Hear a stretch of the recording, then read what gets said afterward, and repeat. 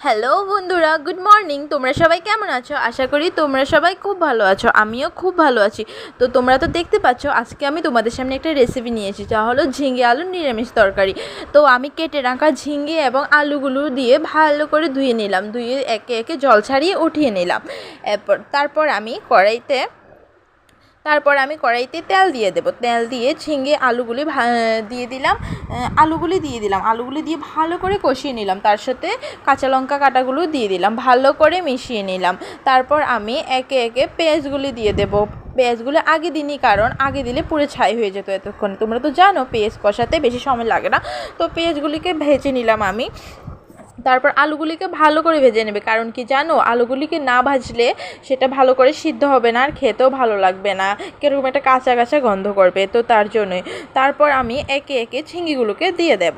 তো আলুগুলি ভালোভাবে কষানো হলে তারপর আমি এখন ঝিঙেগুলিকে দিয়ে দিচ্ছি একে একে। ঝিঙেগুলিকে দেওয়ার পরে তারপর আমি এখন দেখো সবগুলি ঝিঙ্গি দিয়ে দিচ্ছি। তারপর ভালো করে কষিয়ে নেব ঝিঙ্গিগুলিকে দিয়ে। তো দেখো ভালো করে নাড়াচাড়া করে কষিয়ে নিচ্ছি আমি ঝিঙ্গিগুলোকে দিয়ে। তো আজকে ভুলে গেছি, আমি তোমাদের উনুনে রান্না করে দেখাচ্ছি। যারা বলে স্পেশালি তো দুটো কথা আমি আমার পাড়া প্রতিবেশীদের উদ্দেশ্যে বলতে চাই। যারা বলছো যে আমি সারাদিন গ্যাসে রান্না করি, উনুনে রান্না করতে পারি না এবং করতে চাই না, আলসি বসে থাকি, এমন কিন্তু নয়। সবাই তো চায় নিজে গ্যাসে রান্না করতে, কে চায় উনুনে রান্না করতে। যাই হোক, আমি তোমাদের জন্য তাও উনুনে রান্না করছি, যাতে আমার নামে দুটো কথা না ব্যাড হয়।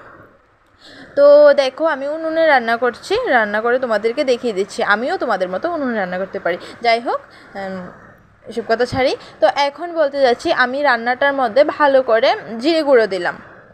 জিরে গুঁড়ো দিয়ে ভালো করে রান্না করে নিলাম,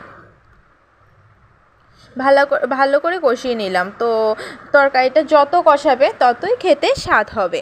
তো 5 থেকে 10 মিনিট এটাকে কষাতে থাকবে। তারপর পরিমাণ মতো নুন দিয়ে দিলাম। তারপর আমি এটার মধ্যে ইয়েলো দিয়ে দিলাম, পরিমাণ মতো আমি ইয়েলো দিয়ে দিলাম। তো ইয়েলো দিয়ে আবারও কষাতে রাখলাম যতক্ষণ আলু এবং ঝিঙেগুলো সেদ্ধ না হয়, কারণ সেদ্ধ না হলে খেতে ভালো লাগবে না। তারপর আবারও আমি কষাতে লাগলাম, কষিয়ে এভাবে আস্তে আস্তে কষাবে এবং চুলোতে যে জালটা থাকবে এটা একটু কমিয়ে দেবে। তারপর এটার মধ্যে আমি কেটে রাখা কিছু পেঁয়াজ পড়েছিল, তারপর নষ্ট করবো নাকি, দিয়ে দিলাম তার জন্য। তারপর এটাকে কষাতে দেখো আমি এটার মধ্যে পেঁয়াজ ফোড়ন দিলাম। তো তার রান্নার মাঝে মাঝে তোমাদের একটা প্রশ্ন ছিল যে CBDTর নতুন চেয়ারম্যান কে, বলো তো এইটার আনসার কি হবে? তো যদি তোমরা কেউ জানো কমেন্ট সেকশানে আমাকে বলে দেবে। তারপর কষানো হয়ে গেল, তারপর আমি এখানে জল দিয়ে দিলাম, পরিমাণ মতো জল দিয়ে দিলাম।